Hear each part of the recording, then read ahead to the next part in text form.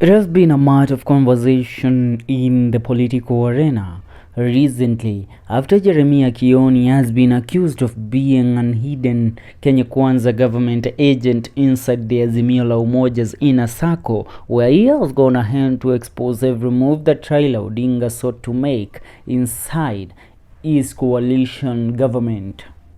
Now, for now, this is what Kioni has had to say in regards to the known matter. The renowned Jubilee coalition politician Kioni has called out renowned Orange Democratic Movement Party politician Honorable Robert Alai, the Kileleshwa MCA, who accused NARC party leader, who is also the presidential running mate of the Azimio La Umoja coalition, Honorable Martha Karua and Kioni, of alleged trying to sabotage Orange Democratic Movement.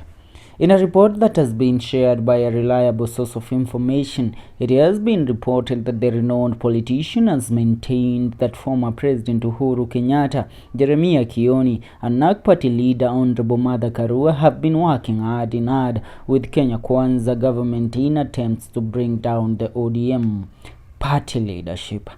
We must smoke all Kenya Kwanza agents in our midst.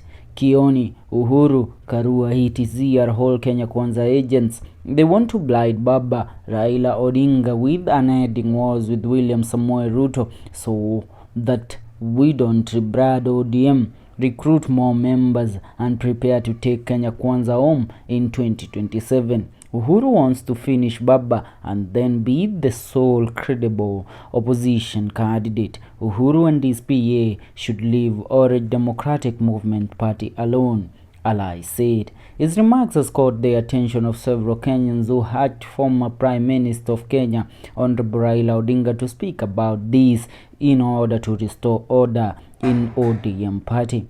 Speaking about this, Kioni has accused Robert Alai of allegedly acting like the Deputy President of Kenya, Honorable Rigathi Gachagua, who has on several occasions maintained that the government is a company shareholder with shareholders will have to benefit first before others.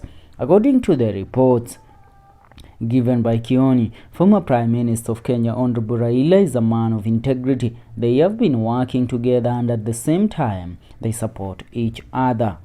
Now that's what's up. I shall quote him.